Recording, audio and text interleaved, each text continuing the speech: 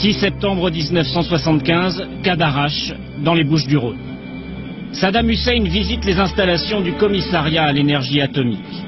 À ses côtés, le Premier ministre, Jacques Chirac.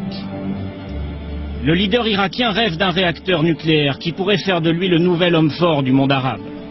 La France, qui a besoin de pétrole, lui donne satisfaction. Voici ce que la France vend à l'Irak pour 1,2 milliard de francs.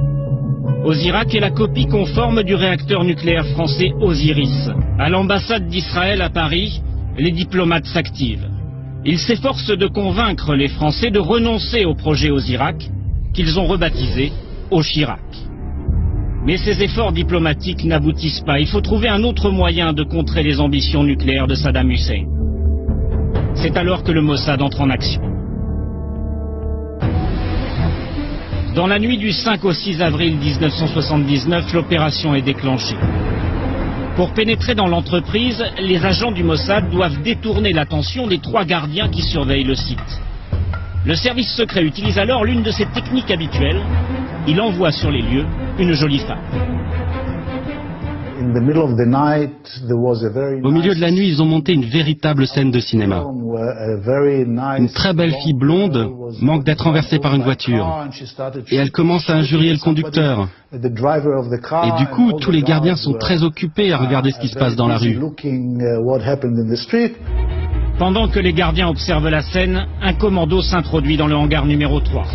Un bâtiment de 500 mètres carrés dans lequel est stocké le matériel irakien. Les artificiers placent leurs explosifs, munis de retardateurs.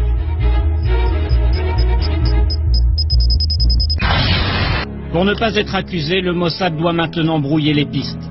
À 13h, coup de téléphone au journal Le Monde. Le sabotage est revendiqué par une organisation écologiste dont personne n'a jamais entendu parler. Le professeur El Meshad, 47 ans, est l'un des hauts responsables du programme nucléaire irakien. Le savant atomiste est venu à Paris pour s'assurer que la France livrera bien à l'Irak de l'uranium enrichi, indispensable à la fabrication d'une bombe atomique. Le 14 juin 1980, la police le retrouve mort, assassiné, dans sa chambre de l'hôtel Méridien. L'assassinat est lié au nucléaire, l'affaire est sensible. Elle est confiée à cet homme, Jean Baklouti. Grand spécialiste du contre-espionnage, il est numéro 2 de la direction de la surveillance du territoire. À l'époque, Jean Baklouti fait tout de suite le rapprochement entre le meurtre d'El Meshad et le sabotage de la Seine-sur-Mer, car il n'a jamais cru à la revendication écologiste. Nous avons identifié physiquement le gars qui l'a fait. Nous savons quel est le gars, et si vous le connaissiez, si vous le voyez, vous seriez convaincu qu'il est capable de faire ce genre de choses. Pourquoi ?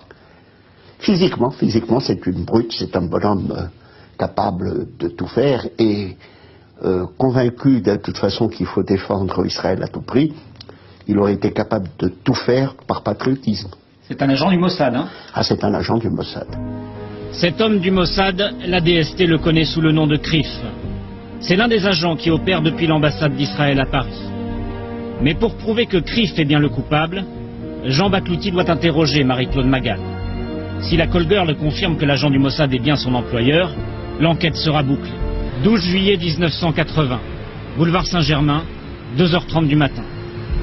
Dans quelques heures, Marie-Claude Magal doit se rendre chez la police. Une dispute éclate entre la call girl et un homme qui sort de ce café.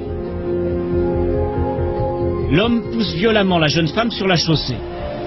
Une voiture passe. Le témoin clé du meurtre d'El Meshad trouve la mort dans ce qui ressemble à un banal accident de la circulation. À partir d'un moment où ils ont su qu'on était en train de remonter la filière, il fallait se débarrasser de la bonne femme. Hein. Une cinquantaine de lettres de menaces est adressée aux ingénieurs français.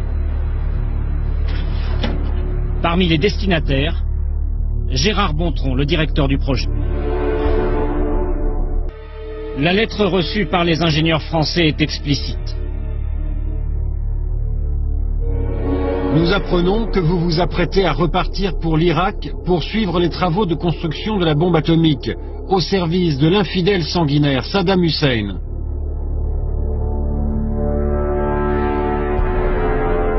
Si vous décidez de récidiver, nous ne répondons plus de votre vie, de celle des membres de votre famille et de vos biens. Les lettres sont signées du Comité de sauvegarde de la Révolution, un groupe islamiste inconnu. Là encore, comme après le sabotage de la Seine-sur-Mer, il s'agit de brouiller les pistes en faisant croire, cette fois, à une action islamiste. Mais lorsqu'ils passent aux menaces téléphoniques, les agents du Mossad ont du mal à se faire passer pour des terroristes arabes. À 2 heures du matin, j'ai été réveillé par une personne qui, s'exprimant avec un évident accent arabe, a répété en gros les menaces qui étaient dans les courriers que j'avais reçus.